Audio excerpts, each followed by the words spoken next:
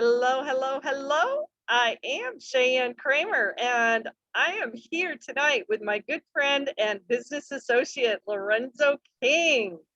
Thank you for being with us tonight, Lorenzo. Hello, how are you? Welcome to be here. Glad to be here. Welcome to be here. Ah, I love it. I love it. Yes, I am so thankful for you to be here. Lorenzo was one of our very first members to join the We Care Wellness Empowerment team. And, this guy's been studying wellness for a lot of years. And, he kind of put it to the back shelf for a little while, but we're got to get him to dig it out and talk a little bit more about it because he's got a pretty cool story. Lorenzo, can you tell our viewers just a little bit about, how things were when you were a child and what led you to get so interested in what I like to call wellness empowerment? When I was a little kid, about 4 or 5 years old, I was actually born in North Carolina, but when I was a small kid, we moved to Indianapolis, Indiana. And I remember at 4 years old going into emergency room having surgery, and it was these people standing around, and it was strange. And as I got older, I realized, as a young kid, I realized I was having a lot of problem with asthma and hay fever, and apparently the surgery had to do with sinus. Apparently, when I slept, I made a lot of noise, and I had problems breathing, based on what my parents said, of course. But I know I had asthma and was short of breath quite a bit. Um, and then as a young kid coming up in school, um, I always noticed I was always the only one seen to have breathing problems and runny nose and sick all the time and had a handkerchief in my pocket constantly. And all my other friends was healthy and running around and playing. I played, ball in my yard, and but not like school ball as because I was always sick or either um, sneezing or short of breath. Gotcha. And of course, and I think when I was in the 10th grade, I had say nasal surgery once again. Wow, I mean, it was amazing. And then as an adult, I think they called it something. My nasal inside was crooked. And we had to have surgery again. I think at around 25 or so. So I always had a problem with asthma, hay fever, the gamut of being sick. And as a young adult, I went to Duke University a lot, Duke Hospital rather. Um, I also took allergy shots, where they gave me. I had to lay down on the table and they made put this checkerboard diagram on my back, and gave me all these different tests, different dust and stuff to make it sneeze. So they developed, I guess you call it a vaccine. Maybe that's why I'm against vaccines now. And I took shots. At one point, it was like once a week, and then I think it was like once a month. But it was always challenging. And and then because when we get to the part where as so many years, I were able to.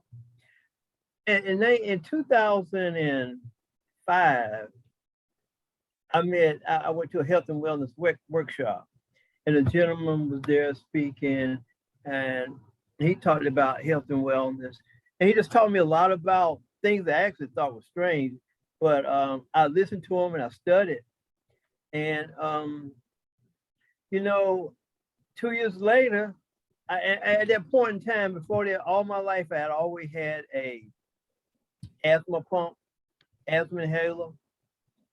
I took used Florinace 20 years before it was even a over-the-counter drug. It was a prescription drug. I used was it Sudafed or Benadryl. One of those were prescription. I used those for years. Sudafed, Benadryl. I mean, you name it. Over the years, um, and since 2007, I haven't had a nasal spray. Haven't had a inhaler. Um, I just learned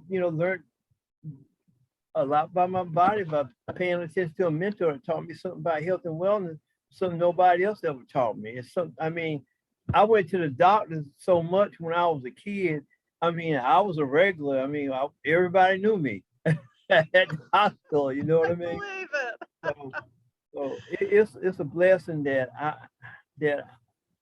I was able to overcome, and it really taught me a lot about the medical industry. It taught me that the medical industry primarily is just to, I'll say it a nice way, put a band-aid on the wound. It's not, it's a lot of people go to the doctor the same purpose, the same reason I went. That's to get well. It's not gonna happen. They maintain you and keep you sick, keep you on drugs. I took all, I mean, I can go more in depth other type of medication I had off and on the years, but the ones I named earlier was the one that I kind of maintained over the years on a consistent basis. But I can go on and on and on with all type of pharmaceutical medication. And I know you can. what's amazing, all my friends as a kid was always well, healthy, never sick. Now all of them sick, taking all kind of medication, having all types of surgeries and going on and on for different illness. And I haven't had any medication for since 2000, 2005. And like I say 2007, totally no, none of that. I mean, it was amazing how you go through life. Give you an example. When I used to use the Florinace and maybe go out of town and forget it, leave it home or something, I'm panicking, think my nasal is gonna close up or something bad gonna happen to me. It's amazing how we get so dependent on pharmaceutical medication that it's just a psychological game, I believe. Yeah, You know, absolutely. I do believe that's part of it. Well, yeah. So and and part of your expertise, Lorenzo, I know, is that you've done a lot of research about, the promises in the Bible. I mean, doesn't God give us a lot of tools in the Bible and a lot of promises in the Bible that we're supposed to be able to live well and live healthy? absolutely. I mean, the Bible teaches us healing. It's amazing when you read the Bible and you go to church and you hear all this, they talk about healing. But when you go to church, you see more sick people in church than on the street. You see more sick people in church than you see homeless people sick. Mm. It's amazing to me. So yeah, it's understanding the Bible principle. I learned a lot about understanding healing and meditation and beginning to understand the word of God and just studying Bible verses. The Bible say by his stripes we are healed, but do people really believe that? It takes meditating and concentrating to really believe those things to manifest and said and having faith. So yeah. Yes. And that's a great place to kind of wind this up, because you and I have talked a lot about the idea that, from a church point of view, we've got to get to a place of understanding the difference between fear and faith. And Right. fear and faith cannot exist in the same place. So, where has our faith gone? Why are so many people living in fear? That's another question for another day. And I hope to have you back here one day soon, Lorenzo, because I want to hear more detail the things that are in the Bible that just absolutely confirms that we all should have the opportunity to live healthy and joyful lives. Thanks so much for being with us today, Lorenzo. Thank you. I really appreciate it. Sharing my story. That's just a part of it. Absolutely. We'll see Lorenzo again real soon. Take care, everybody.